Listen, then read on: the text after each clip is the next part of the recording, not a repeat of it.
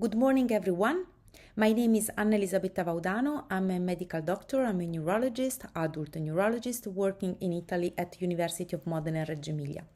My duty today is to present in a very broad way and general way what epilepsy is. Epilepsy is a very high common disease. In 2019, the World Health Association, together with the International League Against Epilepsy and the International Bureau of Epilepsy, produced a document which is very important because it's the first time that epilepsy has been seen really as a public health imperative. This is because for many situations and many causes, epilepsy is often neglected in public health agendas. Although, as I told you before, epilepsy is one of the most common neurological diseases affecting more than 50 million people of all ages around the world. Epilepsy is important for its consequences. Indeed, the risk of premature death in people with epilepsy is much higher compared to people without epilepsy, and most of the people with epilepsy, or at least a part of the people with epilepsy, can have psychiatric condition like depression or anxiety, and the seizure can make, of course, worse the quality of life. So, according to this document, there is the important need to act now, or at least as soon as possible, to try to reduce the gap for the diagnosis and the treatment of epilepsy. So this slide summarizes the last evidence about prevalence and incidence of epilepsy around the world. And here, the prevalence of active epilepsy around the world is 6.38 over 1,000 persons. And here, the outliers means countries in which the prevalence of epilepsy is much higher than the other, involve Cameroon, Panama, Ethiopia, and Ecuador.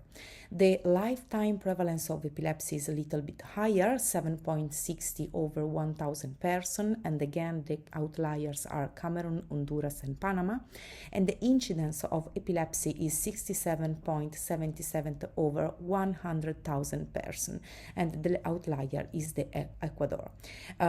Here in this slide, the prevalence of epilepsy has been stratified according to different variables like sex and ages and the even type of epilepsy or even the social and economical income of the country.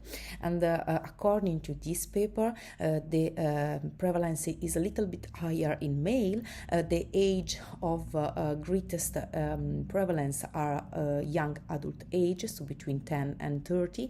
The low and middle income countries are at greatest risk of epilepsy compared to high level income countries, and active generalized epilepsy, and I will show you later what generalized epilepsy means, are much more frequent than partial and focal epilepsy.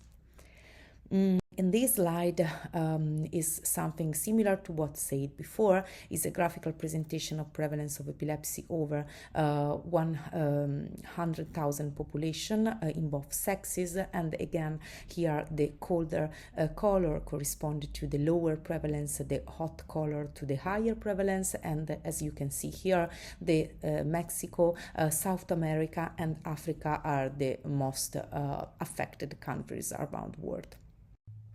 As far as the distribution of epilepsy in sex and over the lifespan, we can see here in this slide that male and female have almost the same prevalence of epilepsy, at least until the elderly age, when there is a difference between the two sexes, with the male more affected than female.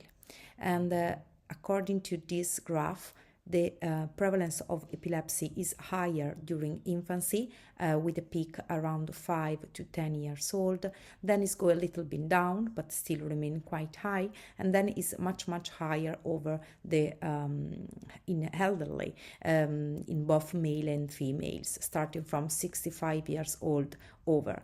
This is because many causes of epilepsy, as we can see later on, are frequently in elderly people. So this explains why this kind of population is much more affected of this disease. So now we can go to the definition of epileptic seizure and epilepsy. Epileptic seizure is defined as a transient event characterized by some sign or symptom due to the abnormal, excessive, or synchronous neuronal activity in the brain.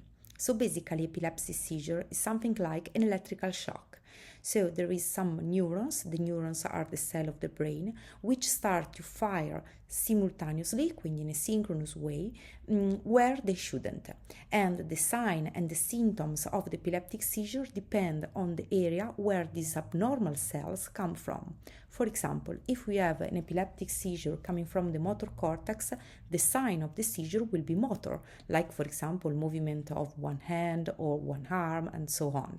This is because the abnormal cells, so the abnormal neuron, come from the motor cortex, which of course control the movement of the body. Different is the definition of epileptic syndrome. Indeed, an epileptic syndrome is defined by the recurrence of spontaneous epileptic seizure. What means a spontaneous epileptic seizure, so unprovoked seizure? There are some situations like alcohol, sleep deprivation, which can cause epileptic seizure. In this case, the seizure has been triggered by something known, so in this case we have a provoked seizure, and the provoked seizure does not mean that the patient has epilepsy. To be epilepsy, the seizure must be spontaneously or unprovoked. There are some exceptions, of course. You can have a diagnosis of epilepsy when you have just only one seizure, so not the recurrence of epileptic seizure, but in situation when you are sure that the patient will gonna have a high risk of having further seizure, like for example a seizure due to a abnormality, structural abnormality in the brain.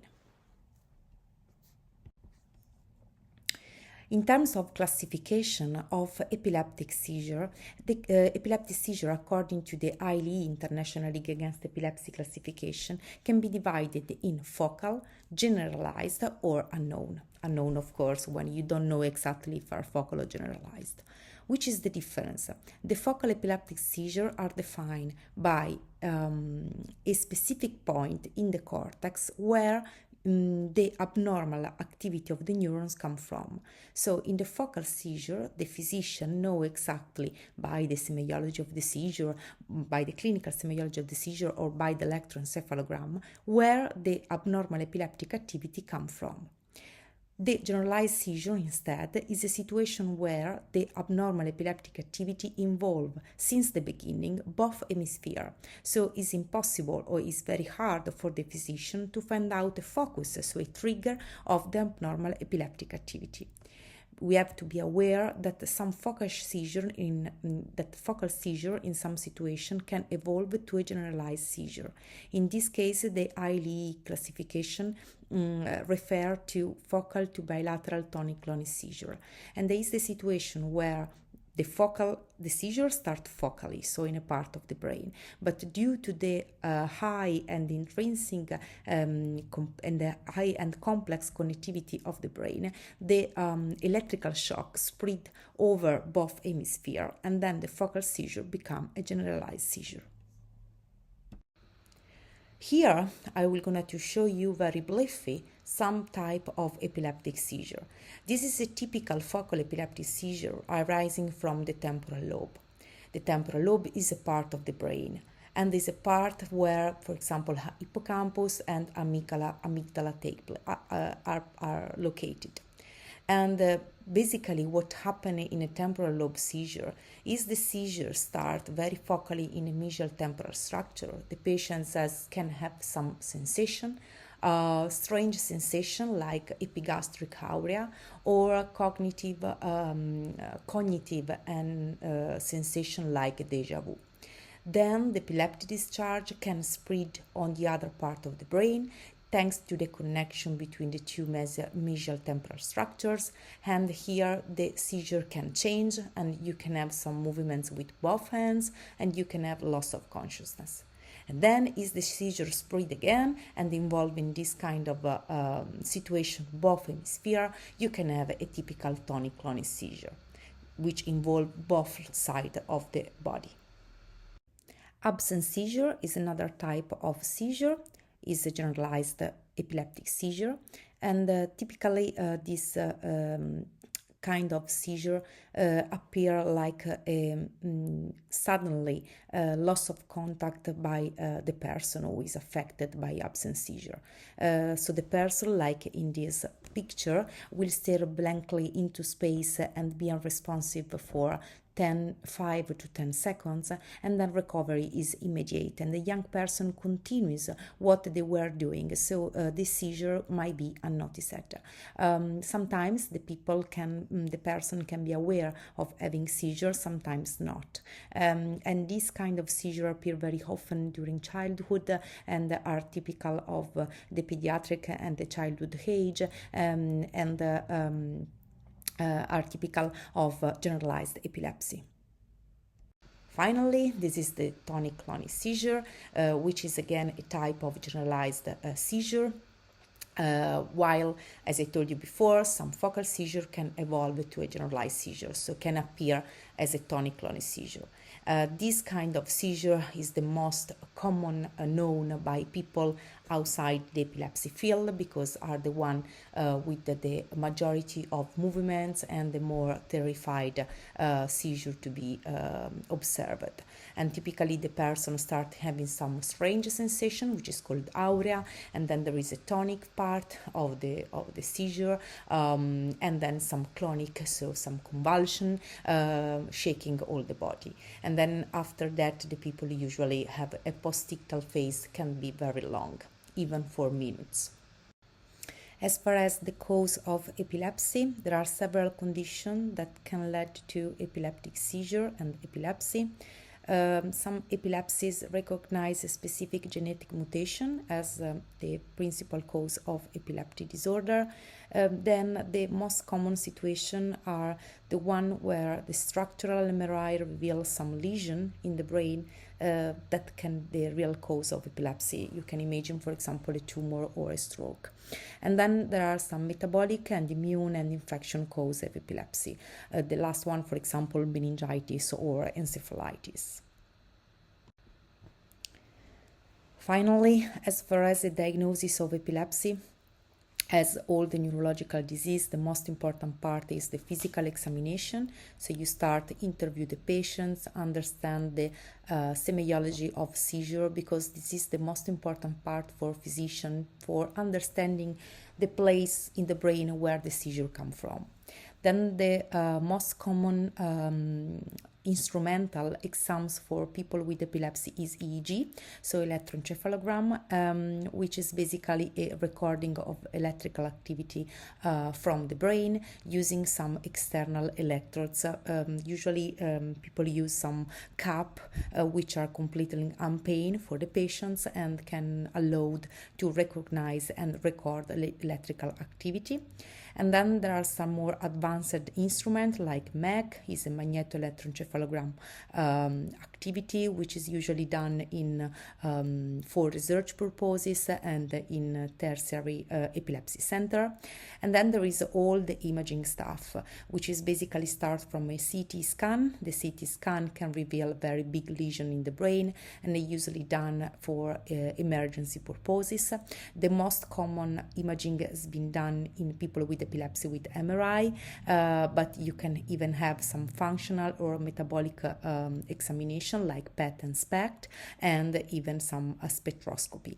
Both of them, PET and SPECT and spectroscopy, measure some metabolic and perfusional activity in the brain. We have to add to this diagnosis the genetic assessment, which is becoming more and more important in the recent year, because as I told you before, some epilepsy can be really linked to a genetic mutation. So this is the final slide, just to sum up what is the actually treatment for epilepsy. Most of the people assume some anti-seizure medication to control their seizure. A small rate of person can undergo to surgery to remove the zone of the brain responsible for generating seizure. And finally, for people with drug-resistant epilepsy, you can use some advanced and complementary therapy like vagus nerve stimulation of deep brain stimulation, which aims to control seizure, but usually are really performed only in a specific category of patients. As you can understand, even from this part of the brain of the slide, 30% of people with epilepsy do not respond to anti-seizure medication. It means that these people continuing to have seizure despite anti-epileptic drugs. From the document I showed you before, from the World Health Organization document, there is the problem of a treatment gap, because 3/4 of people with epilepsy coming from low-income country do not get the treatment they need. So there is a problem of providing anti-epileptic drugs in this country, and there is the need to a better distribution of anti-seizure medication and reduce the cost of anti-seizure medication for these countries. So thank you very much for listening. I hope this brief presentation is clear and you enjoy it. These are some references for you if you want to go more in detail of what I have shown in this brief slide, in this brief presentation. Thank you very much again.